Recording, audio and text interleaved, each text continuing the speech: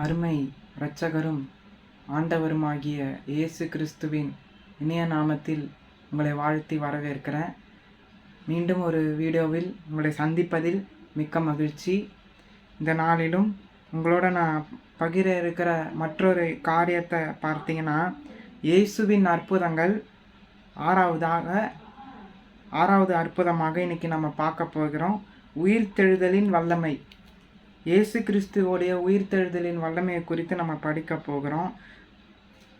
இதற்கு நான் எடுத்துக்கொண்ட வேத வசனம் என்னன்னு பார்த்தீங்கன்னா, யோவான் 11வது அதிகாரம் 1 - 44 வரைக்கும் உள்ள வசனங்களை வாசிக்கலாம். ஆனால் நான் 3வது வசனத்திலிருந்து உங்களுக்கு வாசித்து காண்பிக்க போகிறேன். யோவான் 11வது அதிகாரம் 3வது வசனம். அப்பொழுது அவனுடைய சகோதரிகள், ஆண்டவரே, நீர் சிநேகிக்கிறவன் வியாதியாக இருக்கிறான் என்று சொல்ல அவர்களிடத்திற்கு ஆள் அனுப்பினார்கள். அதாவது இந்த கதையோடைய சம்பவத்தை நான் சொல்ல விரும்புகிறேன். லாசுரு இயேசுவுக்கு நெருங்கிய ஒருத்தர்.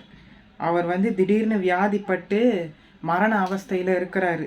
அப்போ என்ன ஆகுதுன்னு பார்த்தீங்கன்னா, அவருடைய சகோதரிகள் ஆள் அனுப்பி இயேசு கிறிஸ்துவக்கிட்ட சொல்கிறாங்க. அடுத்த வசனத்தையே நான் வாசிக்கிறேன். 4வது வசனம். இயேசு அதை கேட்ட பொழுது, இந்த வியாதி மரணத்துக்கு ஏதுவாய் இராமல் தேவனுடைய மகிமை விளங்குவதற்கு ஏதுவாய் இருக்கிறது. தேவனுடைய குமாரனும் அதனால் மகிமைப்படுவார் என்றார். இயேசு கிறிஸ்துவுக்கு முன்னாடியே தெரிஞ்சிடுச்சு. இவங்க 2 பேரும் ஆள் அனுப்பி சொன்ன அந்த விஷயத்தை, அந்த சம்பவத்தை இயேசு கிறிஸ்துவ தெரிஞ்சதுனால அவர் மரண அவஸ்தையில் போகிறாரு. அந்த மரணம் அந்த வியாதி மரணத்துக்கு ஏதுவாக இல்லை. அதன் மூலியமாக இயேசு கிறிஸ்துவோடைய நாம மகிமைக்காக, ஏன்னா அவர் இந்த இடத்துல அற்புதம் செய்யணும், அவர் உண்மையான தெய்வம் என்பதை நிரூபிப்பதற்காக இந்த சம்பவம் நடக்கணும்னு சொல்லிட்டு இயேசு கிறிஸ்துவே சொல்கிறாரு, இதில் நான் மகிமைப்பட போகிறேன். அதனால் இந்த வியாதி நான் அற்புதம் செய்யும்படியாக இந்த வியாதி லாசருக்கு வந்திருக்கு. ஆனால் அது மரணம்னு அவர் சொல்லலை, வியாதி தான் சொல்கிறாரு இயேசு கிறிஸ்து. அடுத்த வசனத்தையும் நான் உங்களுக்காக வாசிக்கிறேன். இயேசு மார்த்தாளிடத்திலும் அவளுடைய சகோதரியினிடத்திலும் லாசுருவினிடத்திலும் அன்பாக இருந்தார். ஏற்கனவே வசனம் இப்போ சொல்லுது, இவர் இயேசு கிறிஸ்து 3 பேர்கிட்ட அன்பாக இருந்தார், ரொம்ப க்ளோஸ் அன்பு. அப்போது அந்த அன்பின் நிமித்தமாக என்ன சொல்கிறாரு, அடுத்த வசனத்தையும் வாசிக்கிறேன். 6வது வசனம். அவன் வியாதியாக இருக்கிறதற்காக அவர் கேள்விப்பட்ட பொழுது நாம் இருந்த இடத்தில் பின்னும் 2 நாள் தங்கினார். அப்போ கூட இயேசு கிறிஸ்துவுக்கு தெரிஞ்சிடுச்சு, நம்ம உடனே போக வேண்டாம் அப்படின்னு சொல்லிட்டு அந்த கேள்விப்பட்ட அந்த இடத்துலையே 2 நாள் தங்குறாரு. 2 நாள் தங்கிட்டு, ஏன்னா அவர் அற்புதம் செய்யணும், அவர் இயேசு கிறிஸ்துவால் உயிர்த்தெழுப்ப முடியும், உயிர்த்தெழ வைக்கவும் முடியும் என்பதற்கான வசனத்தை நான் இப்போ சொல்லிக்கிட்டு வரேன். இன்னும் கொஞ்ச நேரத்தில் இந்த சம்பவத்தை நம்ம முழுசாக கேட்க போகிறோம். 7வது வசனத்தையும் வாசிக்கிறேன். அதன் பின்பு அவர் தம்முடைய சீஷரை நோக்கி, நான் மறுபடியும் யூதேயாவுக்கு போவோம், வாருங்கள் என்றார். 2 நாள் ஒரு இடத்துல தங்கிட்டு இப்போ என்ன சொல்கிறார் இயேசு கிறிஸ்து தன்னுடைய சீஷர்கள் கிட்ட, நம்ம யூதேயான்ற ஒரு சிட்டிக்கு போவோம் அப்படின்னு கூப்பிடுறாரு. அடுத்த வசனத்தையும் வாசிக்கிறேன். 8வது வசனம். அதற்கு சீஷர்கள், ரபி,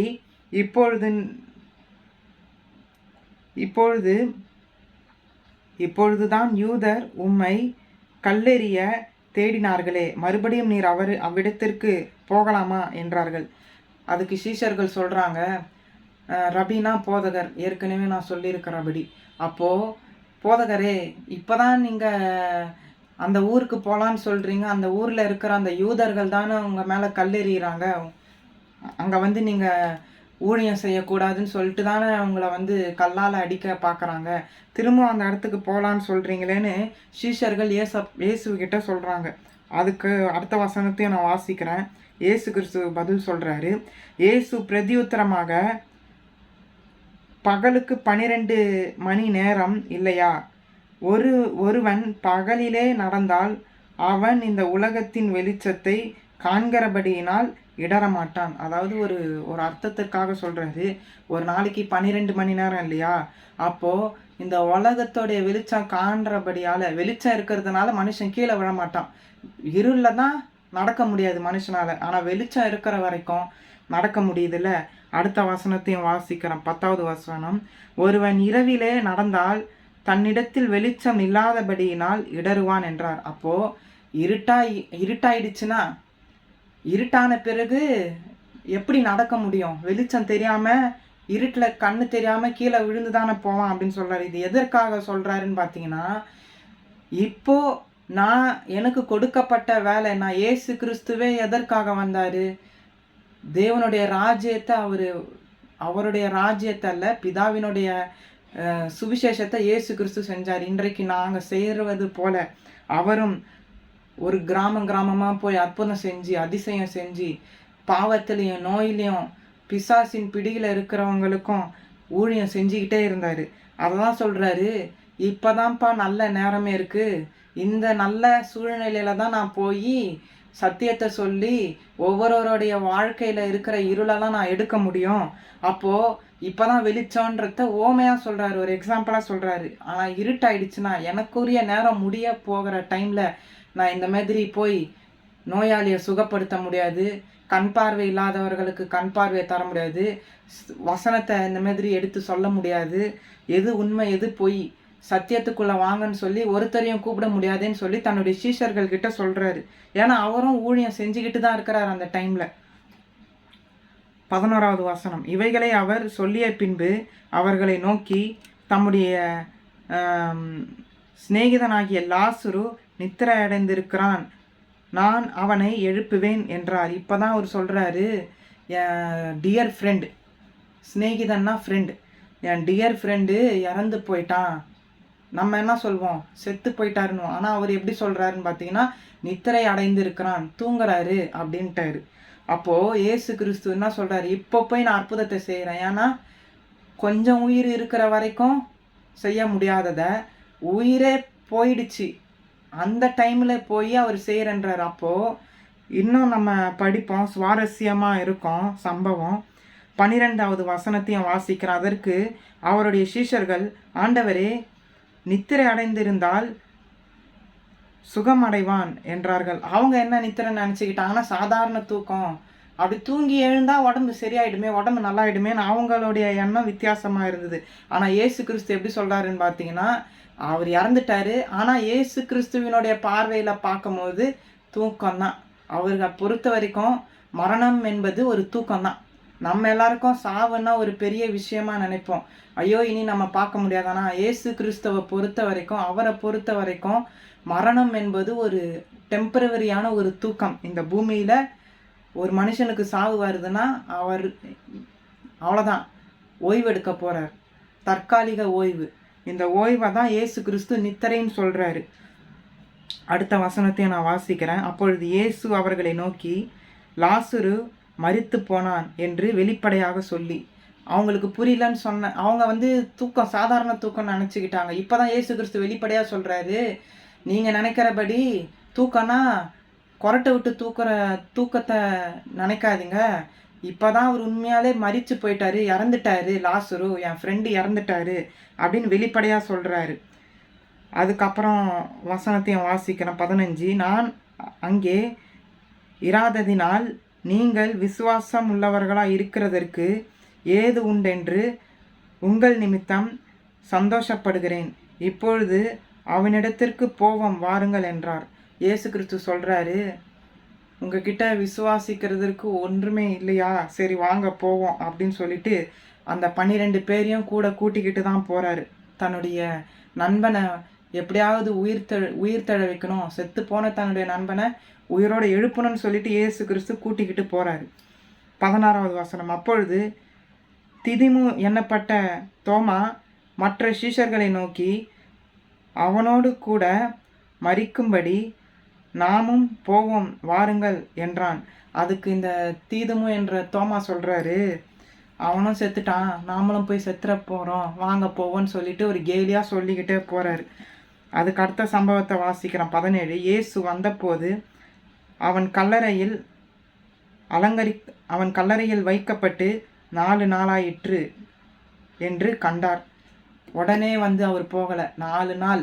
ஏன்னா அந்த காலத்தில் எந்த ஒரு வசதியும் இல்லாத காலத்தில் நடந்து பிரயாணம் பண்ணி 4 நாள் அங்கே போய் சேர்ந்த பிறகு லாசரு அவருடைய நண்பன் அடக்கம் பண்ணி அழகாக வைத்திருந்தாங்க. அதை அவர் பார்த்தாரு. அதுக்கப்புறம் 18வது வசனம், பெத்தானியா ஊர் எருசலேமுக்கு சமீபமான ஏறக்குறைய 2 மைல் தூரமாக இருந்தது. 2 மைல் தூரம். பெத்தானியா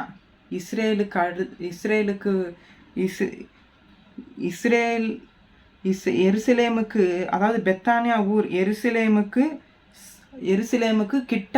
பெத்தானியான்ற ஒரு ஊர், அந்த ஊர் பார்த்தீங்கன்னா 2 மைல் தொலைவு.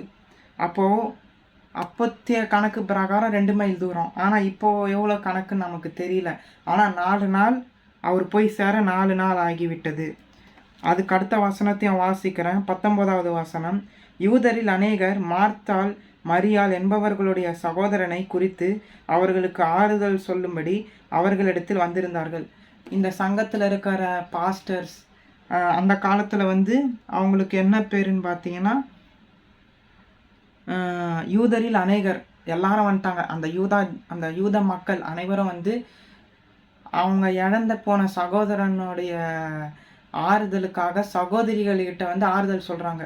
கவலைப்படாதீங்க, போயிட்டாருன்னு கவலைப்படாதீங்க, கஷ்டப்படாதீங்க அப்படின்னு சொல்லி ஆறுதல் பண்ணிக்கிட்டு இருந்த நேரத்தில்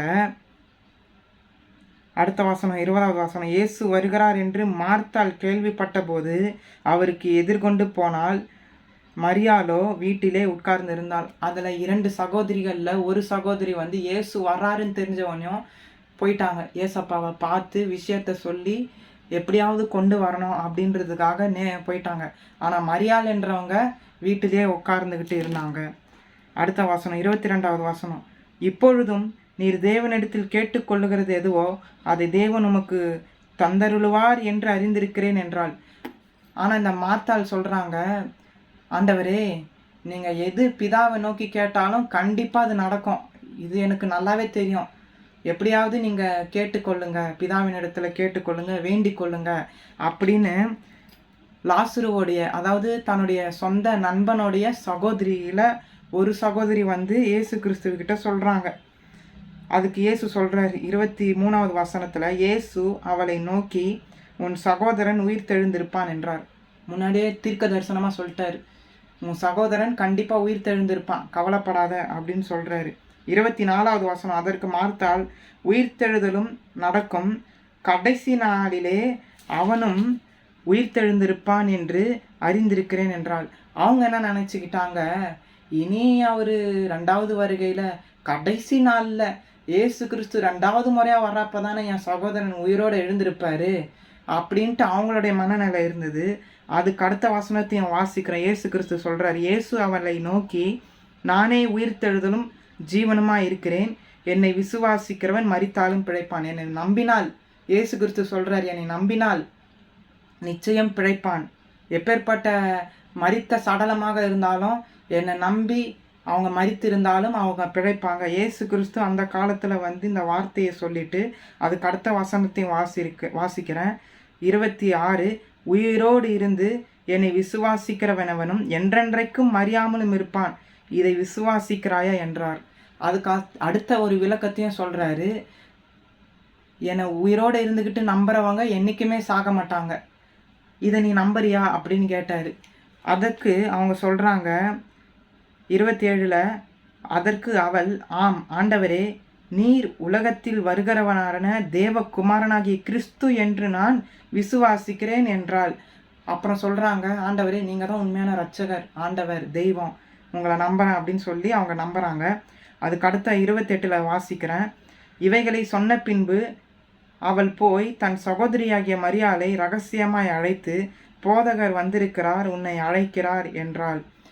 இப்போ வந்துட்டு ரகசியமாக போய் வீட்டில் இருக்கிற இன்னொரு சகோதரி கிட்ட போயிட்டு இந்த மார்த்தாள்ன்றவங்க கூப்பிடுறாங்க, மார்த்தாளே இங்கே வா, போதகர் வந்திருக்காரு, உன்னை கூப்பிடுறாரு, வா அப்படின்னு சொல்லி.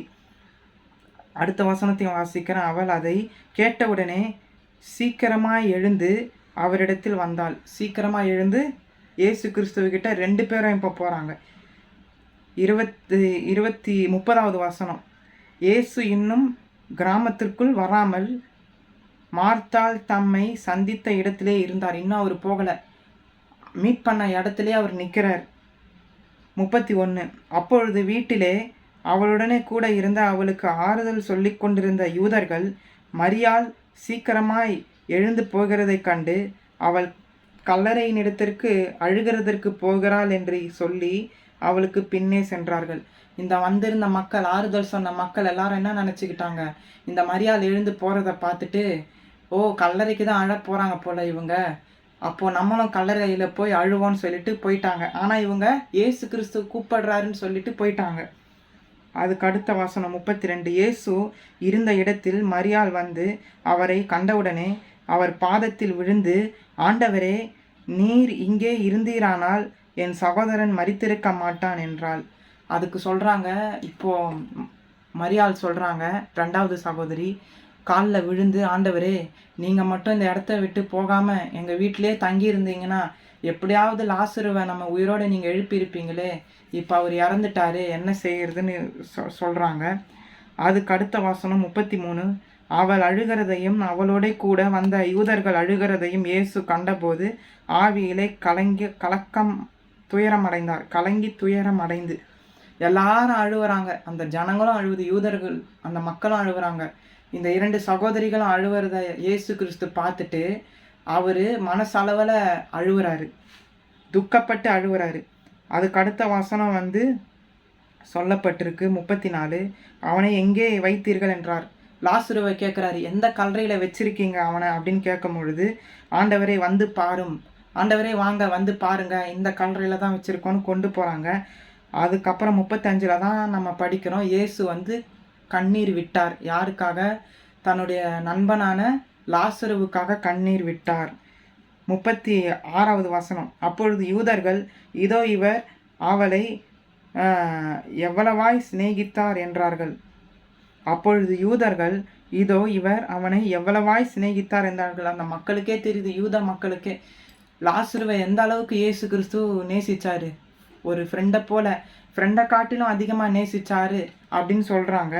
37வது வசனத்தை வாசிக்கிறேன். அவர்களில் சிலர், குருடனுடைய கண்களை திறந்த இவனை சாகாமல் இருக்க பண்ணவும் கூடாதா என்றார்கள். அதுக்கு மற்றவங்க என்ன சொல்கிறாங்க, குருடராக இருந்த கண்ணையே திறந்தவர், ஏன் லாசரு சாகாமல் பண்ணலாம்ல, ஏன் செத்து போன பிறகு இவர் வந்தார் அப்படின்னு ஒரு சிலர் குறை சொல்ல ஆரம்பித்தார்கள்.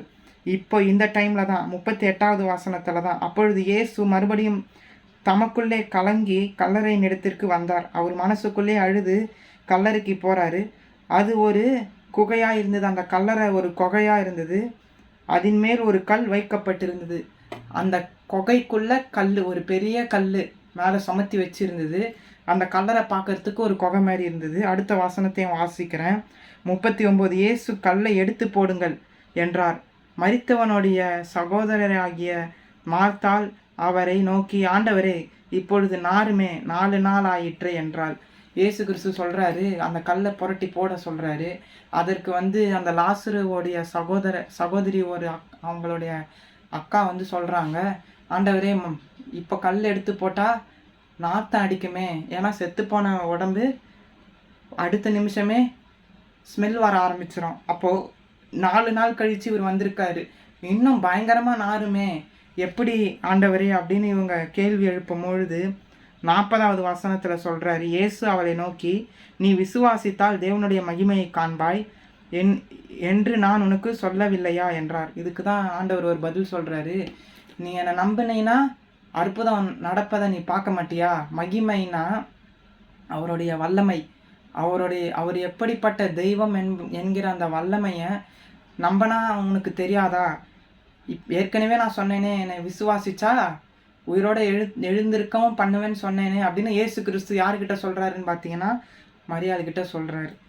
41. அப்பொழுது மரித்தவன் வைக்கப்பட்ட இடத்திலிருந்து கல்லை எடுத்து போட்டார்கள்.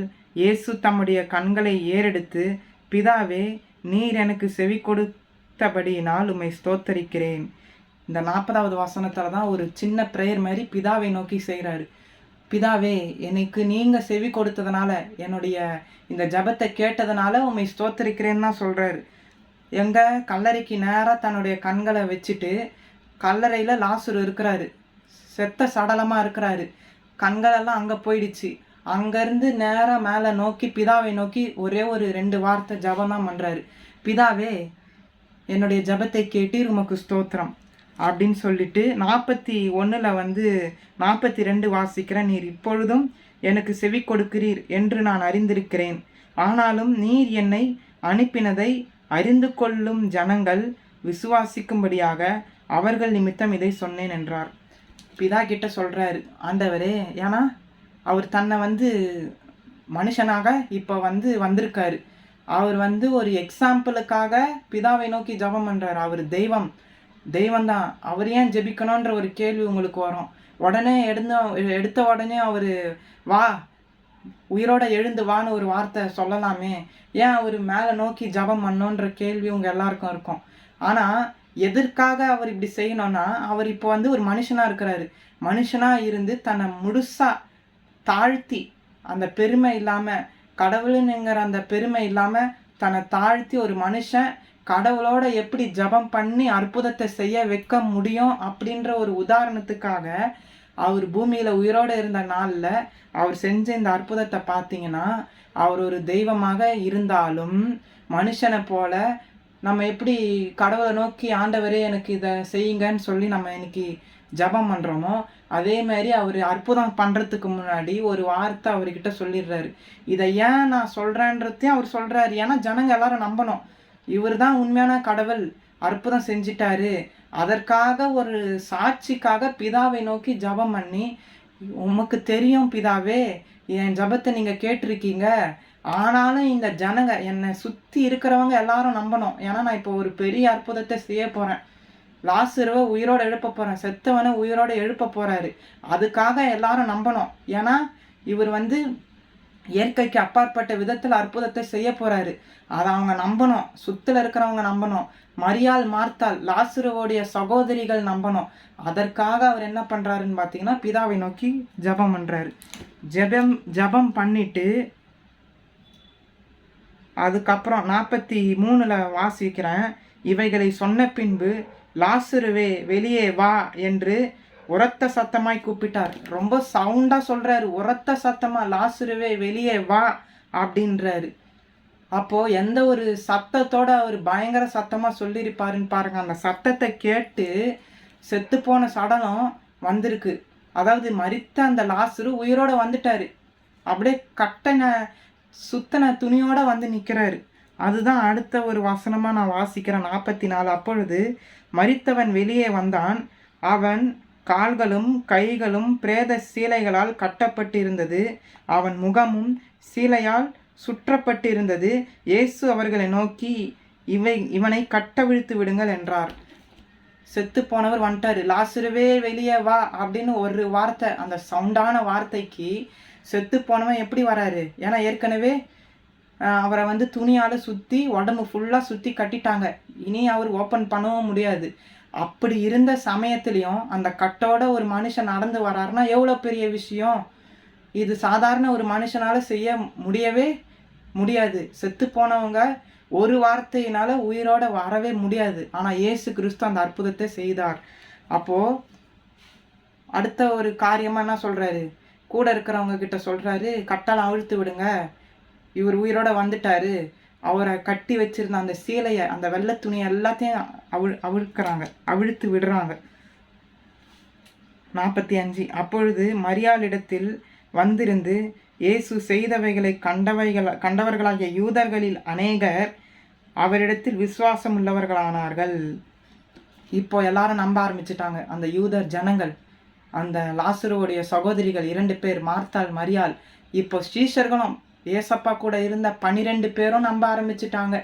ஓ, இதுதான் பெரிய அற்புதம், அப்போ இவர் உண்மையான தெய்வம், இவர் நம்ம எல்லாரும் நம்புறதுக்காக தான் இந்த ஜபத்தை செஞ்சாரு, அப்போ இவர் உண்மையான தெய்வம் தான், அப்போ நம்ம உண்மையான தெய்வத்து கூட தான் இருக்கிறோன்னு சொல்லி எல்லாரும் நம்ப ஆரம்பித்தாங்க, நம்பிக்கை வைக்க ஆரம்பித்தாங்க. அப்போது இன்றைக்கும் நம்ம இந்த வேதத்திலிருந்து ஒரு காரியத்தை என்ன பார்க்குறோன்னு பார்த்தீங்கன்னா, அவர் தான் உயிரை கொடுக்கிறவர், ஜீவன்.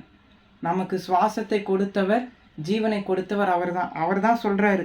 திரும்பவும் நான் யோவான் 11:25 வாசிக்கிறேன். அவர் தான் உயிர்த்தெழுதலும் ஜீவனுமா இருக்கிறார் அப்படின்னு அவரே சொல்கிறாரு. அதை திரும்பவும் நான் வாசிக்கிறேன்.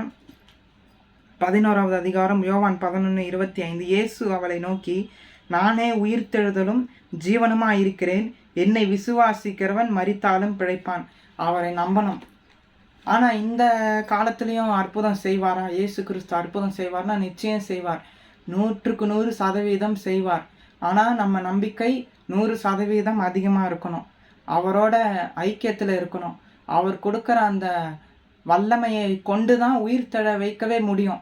பவர் இல்லாமல் எதையும் செய்ய முடியாது. அப்போது இயேசு கிறிஸ்துவை நாட அவரோட ஐக்கியப்பட ஒருத்தரோட நம்ம பழக்கம் வைக்க அவருடைய வல்லமையை கொடுத்து அந்த வல்லமை மூலியமாக தேவனுடைய நாம மகிமைக்கு ஏதுவான காரியங்கள் நடக்கும். அப்போ இயேசு கிறிஸ்து எப்படி செஞ்சார்? அவர் பிதாவோட ஒரு உறவில் இருந்தார். மனுஷன் எப்படி இருக்கணுன்ற ஒரு எக்ஸாம்பிளை இயேசு கிறிஸ்து காட்டினார். நம்ம டெய்லியும் ஜபம் பண்ண வேண்டும் என்பதை இயேசு கிறிஸ்து வாழ்ந்து காட்டினார். பிதாவோட ஒரு 3 வேளையும் ஜெபித்து கொண்டே இருப்பாராம்.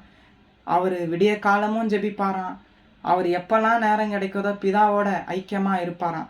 அப்போது ஒரு கடவுள் அப்படி ஒரு எக்ஸாம்பிளாக ஒரு வாழ்க்கையை நமக்கு வாழ்ந்திருக்கிறார் என்று சொன்னால், அப்போது அவரை போல நம்ம பவர்ஃபுல் ஆளாக மாற வேண்டும் என்று சொன்னால், அவரை போல நம்ம இயேசு கிறிஸ்துவோட நம்ம பேசிக்கொண்டும் அவரோட அவருக்கிட்ட ஒரு உறவு, ஆழமான உறவு இருந்தால் நிச்சயம் இப்படிப்பட்ட வல்லமையால் நம்மளையும் நிரப்பி அநேகருக்கு ஒரு பிரயோஜனமானவர்களாக இயேசு கிறிஸ்து பயன்படுத்துவார். அப்போது அவர் தான் உயிர்த்தெழுதல், அவர் தான் ஜீவன். ஒரு மனுஷனை உயிரோட திருப்பி கொண்டு வர முடியும்னா அது இயேசு கிறிஸ்துவால் மட்டும்தான் முடியும். வேறு எந்த கடவுளாலேயோ இன்றைக்கு சொல்லப்படுகிற பகவத்கீதையில் சொல்லப்படுகிற தெய்வங்களாலேயோ அவைகளை செய்ய முடியாது. ஏன்னா அவைகளுக்கு உயிர் இல்லை. அதை செய்கிறவங்க ஒரு மனுஷர்கள். அப்போது ஒரு மனுஷனாக செஞ்சு வணங்கக்கூடிய ஒரு கடவுள் என்று பெயர் பெற்றிருக்கிற கல் மண் எப்படி உயிரை கொடுக்க முடியும்? உயிரை எடுக்கவும் முடியாது, கொடுக்கவும் முடியாது. ஏன்னா இயேசு கிறிஸ்து அவரால் மட்டும்தான் உயிரை கொடுக்கவும் முடியும். அவரை இதுவரைக்கும் யாரும் செஞ்சதே இல்லை. அவர் தான் நம்மளை செஞ்சார். மனுஷனை உருவாக்கின தெய்வமே அவர் தான். அவரை போய் யாரும் செய்யலை. அவரை இன்னைக்கு மகாபலிபுரத்தில் சிலையை போல செதுக்கி விற்கிறாங்க பார்த்தீங்களா? இது வீட்டில் வச்சுக்கோங்க, உங்களுக்கு அருள் நல்லா வரும், நல்ல காரியம் நடக்கும். இந்த தெய்வம் இந்த ஒரு விதமான கடவுள் உங்களுக்கு குழந்தை பாக்கியம் வரும். இந்த மாதிரியான ஒரு சிலையை வச்சிங்கன்னா உங்களுக்கு வீட்டில் நல்லது நடக்கும். அதை கடவுள்னு சொல்லுவாங்க, சிலைன்னு ஒத்துக்க மாட்டாங்க. ஆனால் அது ஒரு மனுஷன்தான் உளியால் செஞ்சு ஒரு யானை முகத்தையும் ஒரு மனுஷ முகத்தையும் அதுக்கு ஒரு உருவத்தை கொடுத்து அது ஒரு கடவுள்னு சொல்லி அதுக்கு முருகன் அப்படி இப்படின்னு பேர் வைத்து அதை கடையில் வியாபாரமாக விற்கிறாங்க. ஆனால் இயேசு கிறிஸ்துவை யாரும் செய்யலை. அவர் தான் எல்லாவற்றுக்கும் கிரியேட்டர், சிருஷ்டிகர். அந்த சிருஷ்டிகரை நாம் தொழுது கொள்கிறோம். அப்போது அவர் தான் மனுஷனை உயிரை கொடுக்க வைக்கவே முடியும். திரும்பி ஒரு மனுஷன் உயிரோட எழுந்து கல்லறையிலேருந்து வர முடியும்னா அது இயேசு கிறிஸ்துவால் மட்டும்தான் அந்த உயிர்த்தெழுதலின் வல்லமையை கொடுக்க முடியும். ஏன்னா அவர் தான் எல்லாவற்றுக்கும் அதிகாரி. நமக்கு ஜீவனை கொடுத்ததும் அவர் தான், ஜீவனை எடுக்க போவதும் அவருடைய பர்மிஷன் இல்லாமல் சாத்தானால் கூட நம்மளுடைய உயிரை எடுக்க முடியாது. கடைசியாக மத்தேயு 28வது அதிகாரம் 2-7 வரைக்கும் உள்ள வசனங்களை நான் வாசிக்கிறேன். மத்தேயு 28வது அதிகாரம்.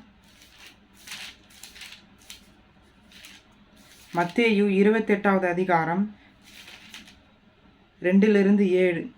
அப்பொழுது பூமி மிகவும் அதிரும்படி கர்த்தருடைய தூதன் வானத்தில் இருந்து இறங்கி வாசலில் இருந்த கல்லை புரட்டி தள்ளி அதன் மேல் உட்கார்ந்தான். இந்த வசனம் யாரை குறித்து பேசுதுன்னா, ஏசப்பாவே கல்வாரி சிலுவையில் அவர் இறந்து போன தெய்வம்னு இன்னைக்கு சொல்கிறாங்க. ஆனால் அவர் மரித்து 3வது நாளில் என்ன காரியம் நடக்குது என்பதை குறித்து நான் இப்போ வாசிக்கிறேன். சுத்த தமிழில் பைபிள்லாம் வாசிக்கிறேன். ஒரு தேவதூதன் இயேசு கிறிஸ்துவின் கல்லறையில் உட்கார்றாரு. கல் தானாக புரட்டப்பட்டு போகுது. எந்த மனுஷனும் கல்லை புரட்டி தள்ளிட்டு கல்லறையை ஓப்பனாக வைக்கல. ஒரு தேவதூதன் வந்து உட்கார்றாரு. அந்த உட்கார மூலியமா பூமி பயங்கரமா அதிருது. அந்த அதிர்ச்சி மூலியமா கல்லு தானா புரட்டி தள்ளப்படுது. 3வது வசனம், அவனுடைய ரூபம் மின்னலைப் போலவும் அவனுடைய வஸ்திரம் உறைந்த மழையைப் போலவும் வெண்மையாகவும் இருந்தது. அந்த ஏஞ்சல் எப்படி இருந்தாராம்? தேவ தூதர்ன்னு சொல்றாங்கல்ல. இன்றைக்கும் நியூஸ்ல நிறைய பேர் வந்து ஏஞ்சல் வந்து வானத்துல வந்தாருன்னு சொல்றாங்க. ஆனா பைபிள்ல சொல்லப்பட்ட ஏஞ்சல் எப்படி இருந்தாருன்னு பார்த்தீங்கன்னா, மின்னலை போல பிரகாசம். எப்படி மின்னல் வந்தா நம்ம கண்களை மூடிக்கிறோமோ அந்த அளவுக்கு பிரகாசமான ஒரு தேவதூதன். அவருடைய ட்ரெஸ்ஸும் வெள்ளையா இருந்தது. அவர் சுத்த வெள்ளையா இருந்தாரு. அவர் கண்ணு கூசம். அந்த அளவுக்கு அவர் பவர்ஃபுல்லான ஒரு ஏஞ்சல். அவர் வானத்துல இருந்து இறங்கி வந்து என்ன பண்ணாரு? அந்த கல்ற மேலதான் உட்கார்ந்தாரு. கல்லு தானா புரட்டி தள்ளப்பட்டது. 4வது வசனம், காவலர் அவனுக்கு பயந்ததினால் திடுக்கிட்டு செத்தவர்களை போலானார்கள். இந்த கல்லறைக்கு முன்னாடி 2 பேர் சோல்ஜர்கள் நிற்பாங்க பார்த்தீங்களா? ஐயோ, இந்த பாடி திருடி போய்க்கூடாது, இந்த பாடி யாரும் தூக்கிட்டு போய்க்கூடாது. ஏன்னா இயேசு கிறிஸ்து வந்து கடவுள்னு எல்லாரும் நம்ப ஆரம்பிச்சாங்க. ஆனால் அதே சமயம் அந்த ரோம ஆட்சி, இன்றைக்கு எப்படி தமிழ்நாடு அரசாங்கம்னு இருக்கோ அந்த காலத்தில் இயேசு கிறிஸ்துவினுடைய காலத்தில் ரோம அரசாங்கம் வந்து எப்படி இவரை பார்த்ததுன்னா, இவரை வந்து தெய்வம்னு நம்பலை. இவர் அற்புதம் செஞ்சார், பாவிகளோட உட்கார்ந்தாரு, எல்லா நல்ல காரியமும் செஞ்சார். இவர் மேலே குறை சொல்கிற அளவுக்கு ஒரு புகாரும் இல்லை. ஆனால் இந்த அரசாங்கம் என்ன பண்ணுச்சு? இவர் வந்து தச்சனுடைய மகன் தானே, இவர் எப்படி தன்னைத்தானே தெய்வம்னு சொல்லிக்க முடியும்னு சொல்லிட்டு யார் இவர் மேலே ரொம்ப எரிச்சலாக இருந்தாங்கன்னு பார்த்தீங்கன்னா, மத போதகர்கள், பரிசேயர், சதுசேயர். இயேசு கிறிஸ்துவை பைபிளை நல்லா படித்தவர்கள், இயேசுவை நம்பினவர்கள். ஆனால் இயேசு கிறிஸ்து வந்து இவர் தான் தெய்வம் நம்பலை அவங்க. இனி கடவுள் ஒருத்தர் வரப்போகிறாரு, அவர் நமக்காக மரிப்பார், அவர் இனி வரப்போகிறாருன்ற ஒரு எண்ணத்தில் அந்த காலத்தில் அந்த போதகர்கள் இருந்தாங்க. ஆனால் இயேசு கிறிஸ்து வந்து அற்புதம் செய்கிறார், அதிசயம் செய்கிறார், அவங்க நம்பலை. அந்த நம்பிக்கை இல்லாதனால இவர் மேலே ரொம்ப எரிச்சல் ஆகுறாங்க. இவர் எப்படி வந்து தன்னைத்தானே தெய்வம்னு சொல்லிக்கலாம்? நானே உயிர்த்தெழுதலும் ஜீவனும் சொல்லலாம். இவர் பார்த்தோமே, இவர் அப்பா வந்து தச்சனாச்சே, இவர் கூட பிறந்தவங்களாம் நம்ம கூட இருக்கிறாங்களே, இவர் எப்படி வந்து தன்னைத்தானே தெய்வம்னு சொல்ல முடியும்? ஆனால் அவங்க என்ன உணரலை? தெய்வம் மனுஷனாக வந்திருக்காரு, அது வந்து அவங்க உணரலை. இவர் செய்கிறாரு, அற்புதம் செய்கிறாரு, அதிசயம் செய்கிறாரு, கண் இல்லாதவர்களுக்கு கண் பார்வையை கொடுக்குறாரு, காது கேளாதவங்களுக்கு காது கேட்கும்படி வைக்கிறாரு. இப்போ செத்து போன தன்னுடைய உயிர் நண்பனாகிய லாசருவே உயிரோட எழுப்பிட்டாரு. அப்பவும் இவங்க நம்பலை. இவரை எப்படியாவது கொலை செய்ய வைக்கணுன்ற ஒரு சதி திட்டத்தின் நிமித்தமா இவரை கல்வாரி சிலுவையில் இயேசு கிறிஸ்துவை கொலை செய்கிறாங்க. ஆனால் 3வது நாள் உயிரோட எழுந்திருக்கிறாரு. அந்த சம்பவத்தை தான் நான் இப்போ வாசிக்கிறேன். 5வது வசனம், தூதன் அந்த ஸ்திரீகளை நோக்கி, நீங்கள் பயப்படாதிருங்கள், சிலுவையில் அறையப்பட்ட இயேசுவை தேடுகிறீர்கள் என்று அறிவேன். அந்த தேவதூதன் சொல்கிறாரு. இவங்க எல்லாரும் ஓடி வந்து பார்க்குறாங்க. பயங்கர நிலை நடக்கும் அந்த கல்றை. ஏன்னா இவர் எவ்வளோ பவர்ஃபுல்லான ஏஞ்சல், தேவதூதன். அந்த கல்றை மேலேருந்து வந்து உட்காந்த உடனே பூமி நில நடுக்கம் ஆடி அந்த கல்லே எடைய நவுந்து போச்சு. இப்போ நமக்கு வந்து கல்றையெல்லாம் நம்ம கீழே 6 அடி ஆழத்தில் புதைச்சி சேஃப்டியாக வச்சிடுறாங்க. யாரும் திரும்பி ஓப்பன் பண்ண முடியாதபடிக்கு புதைச்சி ஒரு சிமெண்ட் கல்லை வச்சு அடக்கம் பண்ணிடுறாங்க. ஆனால் அந்த காலத்தில் எப்படின்னு பார்த்தீங்கன்னா, ஒரு குகையை போல் இருக்கும். அந்த குகைக்குள்ளே ஒரு பெரிய விசாலமான ஒரு இடம் இருக்கும். அதில் ஒரு மூலையில் ஒரு சரீரத்தை அடக்கலம் பண்ணிடுவாங்க.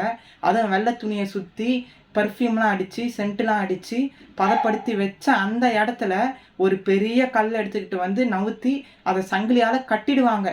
எந்த மனுஷனும் திரும்பி ஓப்பன் பண்ணிவிட்டு உள்ளே போய் பாடியை திருடிடக்கூடாதுன்னு சொல்லிட்டு. ஆனால் அப்படிப்பட்ட சூழ்நிலையிலையும் எந்த மனுஷனும் போய் தொடலை. ஆனால் ஏஞ்சல் தான் வந்து இறங்கினார். தேவதூதன் வானத்திலேருந்து இறங்கி வந்து அந்த கல்றை மேலே உட்காந்தாரு. என்ன அதிசயம், அந்த கல்லே புரட்டி தானாக எடைய போய் விழுந்துடுச்சு. இப்போ 6வது வசனத்தை வாசிக்கிறேன். இப்போ அதான் சொல்கிறாரு, அந்த அதிர்ச்சியில் இந்த லாசரு இவர் அற்புதம் செஞ்சார் பார்த்தீங்களா, அந்த ஸ்திரீகள் மார்த்தாள், மரியாள், இவருடைய சீஷர்கள் எல்லாரும் வந்து ஆச்சரியமாக பார்க்குறாங்க. ஏன்னா இவரை அடக்கம் பண்ணி வச்சுட்டு 3 நாளைக்கு மேலே இந்த மாதிரி ஒரு காரியம், பூமி அதிர்ச்சி வருது. தேடி போய் பார்க்கும்பொழுது தேவதூதன் சொல்கிறாரு, நீங்கள் இயேசுவை தானே தேடுறீங்க, இது எனக்கு தெரியும்னு சொல்கிறாரு. அப்போது 6வது வசனத்தை வாசிக்கிறேன். அவர் இங்கே இல்லை, தாம் சொன்னபடியே உயிர்த்தெழுந்தார், கர்த்தரை வைத்த இடத்தை வந்து பாருங்கள். ஏஞ்சலே சொல்கிறார், தேவதூதன் சொல்கிறார், அவர் இங்கே இல்லை. நீங்கள் கல்லறையில் எந்த மூலையில் தேடினாலும் அவர் பாடி இல்லை, அவர் உயிரோடு போயிட்டார் எழுந்து. ஏன்னா அவர் சொன்னார்ல, ஏற்கனவே ப்ராமிஸாக சொன்னார்ல, நான் 3ஆவது நாள் உயிரோடு எழுந்திருப்பேன், கல்வாரி சிலுவையில் மரிப்பேன், 3ஆவது நாள் உயிரோடு எழுந்திருப்பேன்னார்ல. அந்த ப்ராஃபஸி, அந்த தீர்க்க தரிசனம் நிறைவேறிவிட்டது அப்படின்னு தேவதூதன் தன்னுடைய வாயினால் சொல்கிறாரு. அப்போது 7வது வசனம், கடைசி வசனம், சீக்கிரமாய் போய் அவர் மரித்தோரிலிருந்து எழுந்தார் என்று அவருடைய சீஷர்களுக்கு சொல்லுங்கள். அவர் உங்களுக்குள்ளே கலிலேயாவுக்கு போகிறார், அங்கே அவரை காண்பீர்கள், இதோ உங்களுக்கு சொன்னேன் என்றார். இப்போ இந்த தேவதூதன் சொல்கிறாரு, அந்த 2 ஸ்திரீகள் கிட்ட, பெண்கள் கிட்ட, நீங்கள் போய் என்ன பண்ணுங்கள், மற்றவர்கள்கிட்ட சொல்லுங்கள், அவர் உயிரோடு எழுந்துட்டாரு, அவர் இப்போ எங்கே போய்கிட்டு இருக்காருன்னா கலிலேயாவுக்கு போய்கிட்டு இருக்காரு அப்படின்னு சொல்கிறாரு. ஏன்னா தேவதூதனுக்கு தெரியும் கலிலேயாவுக்கு போகிறார், அங்கே அவரை காண்பீர்கள், இதோ உங்களுக்கு சொன்னேன் என்றான். அப்போ பாருங்க, அவர் உயிரோடு எழுந்து கலிலேயாவுக்கு போய்கிட்டு இருக்காரு. இதை தயவு செஞ்சு சொல்லுங்கள், அவர் வந்து செத்து போகலை, உயிரோடு எழுந்துட்டார். ஏன்னா 3 நாள் சொன்னபடி இயேசு கிறிஸ்து உயிரோடு எழுந்து விட்டார். அப்போது இந்த தேவ வசனத்தை கேட்கிற நாம் ஒவ்வொருவரும் அறிய வேண்டியது, இயேசு கிறிஸ்து வந்து செத்து போன தெய்வம் அல்ல. 2000 வருஷத்துக்கு முன்னாடி அவரை சிலுவையில் அடித்தாங்க, அவர் நாங்கள் பார்த்தோமா, அவர் ரூபத்தையும் பார்க்கல, அவருடைய முகத்தையும் நாங்கள் பார்க்கல, அப்போ அவர் செத்து தானே போயிட்டாருன்னு இன்றைக்கி நீங்கள் சொல்லலாம். ஆனால் அவர் மரித்தாலும் உயிரோடு இருக்கிறார். அவரை நம்ம இப்போ வெறும் கண்ணால் பார்க்க முடியாது. ஆனால் அவர் செய்கிற அற்புதங்கள், அதிசயங்கள் பகிரங்கமாக நடக்கிறது பார்த்தீங்களா, அதை வைத்து தான் நம்ம நம்ப முடியும். ஏன்னா பெரிய தெய்வம், வானத்தையும் பூமியும் படைத்தவர். அவ்வளோ சாதாரணமாக நம்ம எளிதாய் பார்க்க முடியும்னு நீங்கள் நினைக்க முடியாது, கூடாது. ஏன்னா அவர் வந்து யாருக்கு காட்ட, தன்னை வெளிப்படையாக காட்ட அவருக்கு எப்படி விருப்பம் இருக்கோ அவங்களுக்கு தான் அவரை வந்து வெளிப்படையாக காட்டுவார். ஆதலால் நாம் இயேசு கிறிஸ்துவை நம்ப வேண்டும். கல் மண்ணை அதிகம் நம்புகிறோம். அது எழுந்து நடக்காத ஒரு பொம்மை. அந்த பொம்மையை தூக்கி வச்சுக்கிட்டு காவடி எடுக்கிறதும் அழகு குத்துறதும், அதுக்கு பின்னாடி நம்ம ஓடி ரத்தம் சிந்த கத்திக்கிட்டு பாடிக்கிட்டு இருக்கிறோம். ஆனால் இயேசு கிறிஸ்துவை நம்ப மாட்டேன்றோம். அவர் உயிரோடு இருக்கிறாருன்னு சொல்கிறோம், ஆனால் அவரை நம்ப மாட்டேன்றோம். அவர் மரித்து உயிரோடு எழுந்து பரலோகத்தில் இன்றைக்கு நமக்காக, நம்முடைய தப்பிதங்களுக்காக, நம்ம செஞ்ச பாவத்துக்காக பரிந்து பேசி கொண்டிருக்கிறாரு. அப்படிப்பட்ட தெய்வத்தை நம்ம ஆராதிக்கிறோம், மன்னிக்கிற தெய்வத்தை நம்ம ஆராதிக்கிறோம். ஆகையால் இயேசு கிறிஸ்துவை நம்புங்க, அவரை விசுவாசிங்க, உங்கள் சொந்த தெய்வமாக ஏற்றுக்கொள்ளுங்க. இந்த தேவ வசனத்தின் மூலமாக தேவன் உங்களை அனைவரையும் ஆசீர்வதிப்பாராக. ஆமென்.